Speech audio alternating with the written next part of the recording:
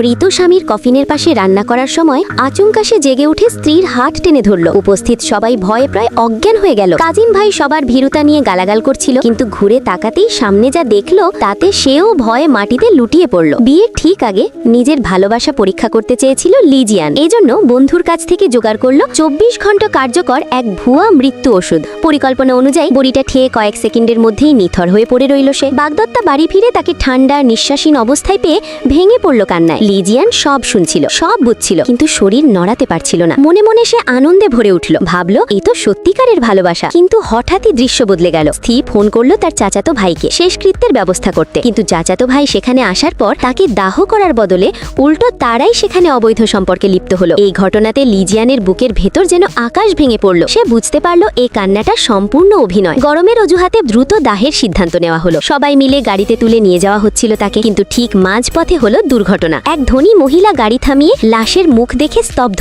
কারণ এটি ছিল তারিক প্রাক্তন। সে গোপনে ছবি তুলে দ্রুত ছবিটি পাঠিয়ে দিল লিজিয়ানের মাকে, যে ছিল এক প্রভাবশালী কর্পোরেট চেয়ারম্যান। ছবি দেখে মায়ের মাথায় আকাশ ভেঙে পড়ল। সে তড়িঘড়ি ছুটে এলেন সেখানে। শেষকৃত্যের মঞ্চে দাঁড়িয়ে কড়া গলায় বললেন, আমার ছেলে অসুস্থ ছিল আর আমি জানতাম না, কাল মারা গেছে, আজই দাহ, এত তাড়া কেন? তার বজ্রকণ্ঠে সবাই চুপ। তিনি কফিন খুলে দেখতে চান, সবাই বাধা দেয়। তিনি রাগে বলেন, নিজের ছেলেকে দেখতে আমায় কারো অনুমতি নিতে হবে? সবাই চুপ। স্ত্রী নাটক চালিয়ে যায়। মা ঘোষণা করেন, এই ঘটনার পেছনে রহস্য আছে, আমি সত্য উদ্ঘাটন করব। এরপরেও স্ত্রী অভিনয় করে বলে, তুমি একা চলে গেলে আমিও তোমার সাথে চলে যাব। ভিডিওটির বাকি অংশ দেখতে চ্যানেলটি সাবস্ক্রাইব করো।